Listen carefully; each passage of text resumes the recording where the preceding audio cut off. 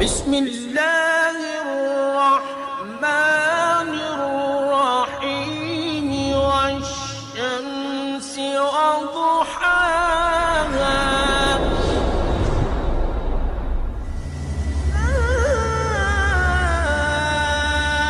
إله إلا الله۔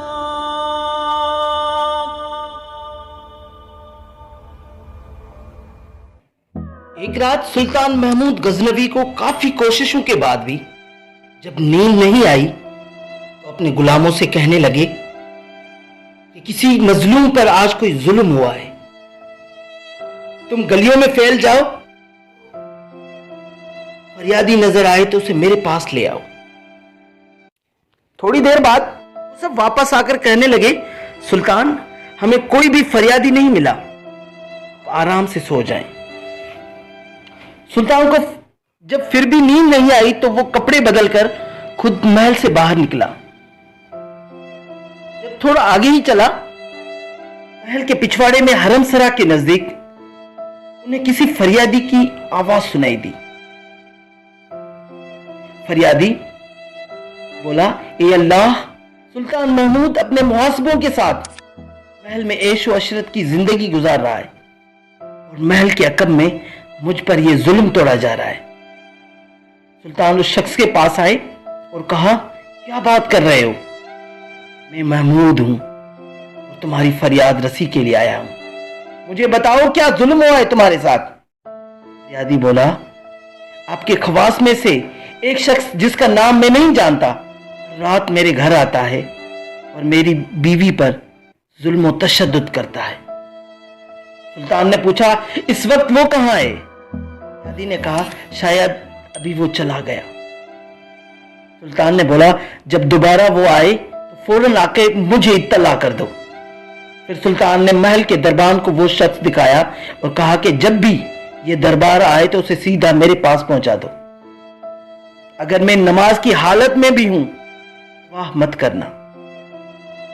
اگلی رات وہ شخص سلطان کے پاس آیا اور بتایا کہ وہ شخص اس وقت اس کے گھر میں ہے۔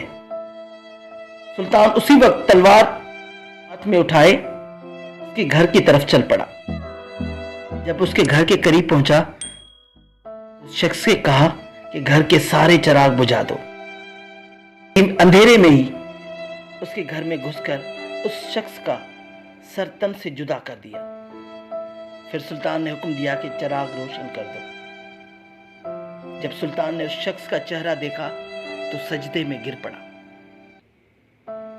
پھر گھر کے مالک سے کہا کہ اگر کچھ کھانے کو ہے تو لے آؤ، مجھے بہت سخت بھوک لگی ہے۔ وہ شخص بولا آپ جیسا سلطان مجھ جیسے غریب کے گھر کا کھانا کھائے گا بھلا؟ سلطان نے بولا جو کچھ بھی ہے لے آؤ۔ وہ شخص ایک سوکھی روٹی لایا جسے سلطان نے بڑی رغبت سے کھایا، اور تھوڑی دیر بعد اس شخص نے کہا کہ حضور ایک سوال پوچھوں؟ سلطان نے کہا پوچھو۔ کہنے لگا کہ چراغوں کو بجھانا، سجدہ کرنے اور روٹی طلب کرنے کے پیچھے آخر کیا ماجرا ہے؟ تو سلطان نے فرمایا میں نے جب تمہاری داستان سنی تو سوچا کہ میری سلطنت میں ایسا ظلم کرنے کی ہمت صرف میرے کسی بیٹے میں ہو سکتی ہے، اور اندھیرا کرنے کو اس لیے کہا تھا کہ پدرانہ شفقت میرے انصاف کے راستے میں حائل نہ ہو جائے۔ جب چراغ جلنے پر میں نے دیکھا کہ وہ میرا بیٹا نہیں ہے تو میں نے سجدہ شکر بجا لایا۔ کھانا اسی لیے مانگا کہ جب سے مجھے تمہاری مصیبت کا علم ہوا میں نے اللہ کے سامنے قسم کھائی تھی کہ جب تک میں تمہیں انصاف نہیں دے دوں تب تک روٹی مجھ پر حرام ہے۔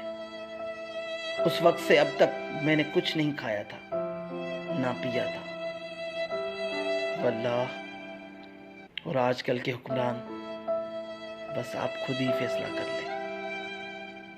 یہ میرے مالک سلطان محمود جیسے حکمران ہمیں عطا فرما۔ بہت شکریہ دوستو، اگر آپ کو کہانی پسند آئی تو آپ سے ایک گزارش ہے کہ اسے اپنے دوستوں اور احباب کے ساتھ شیئر کریں۔ ہو سکتا ہے آپ کی تھوڑی سی زحمت کی وجہ سے کسی مسلمان کے علم میں اضافہ ہو اور وہ صحیح راستے پر چل پڑے۔ بہت شکریہ۔ ہمارے چینل کو سبسکرائب کریں اور بیل آئیکن کو ضرور کلک کریں۔